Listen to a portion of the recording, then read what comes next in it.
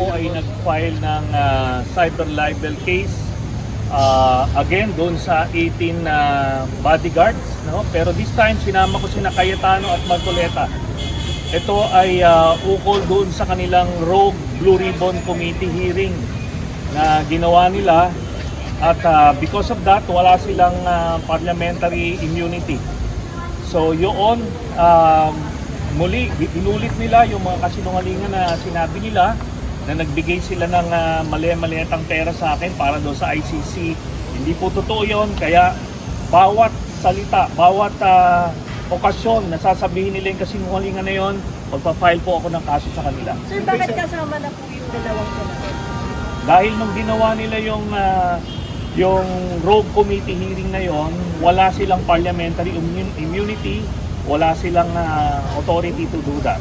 Sir, ano yung mga sinabi nila? Di sila first Cayetano and Marcoleta? Sila yung nag-facilitate nun, yung nag-extract ng mga kasinungalingan na sinabi ng mga 18 bodyguards, no? Kaya, ayun. Okay? Sir, bakit po hindi pwede mag-invoke ng parliamentary immunity yung mga senador po? Kung kasi naman po yung mismo hearing? Yes, mismo kasi nung the day before that, napalitan na si Cayetano. Napalitan na rin si Marcoleta bilang Blue Ribbon Committee hearing, and yet pinursu nila yon. So niwala ng Blue Ribbon Committee staff nung mga panahon na yon. So maliwanag yon na wala silang cover ng Blue Ribbon Committee. Yun po. Tsaka walang session? Yes. So, hindi, kahit walang session, basta may investigation, pero yun na nga, hindi sila ang legal na Blue Ribbon Committee. Sir, considering may final din kayo dati, parang wala bang technicality kung parang same nature po yung mga sinabi? Hindi, ang nature po ng cyber libel is bawat okasyon mo na sinasabi yung kasinungalingan na yon ay one count. Okay? Ngayon na it's up to the judge kung i-consolidate nila ito, pero multiple counts na yung ginawa nila. Sir, submitted for resolution na yung review? Yung mga nauna. So ito, bago ito.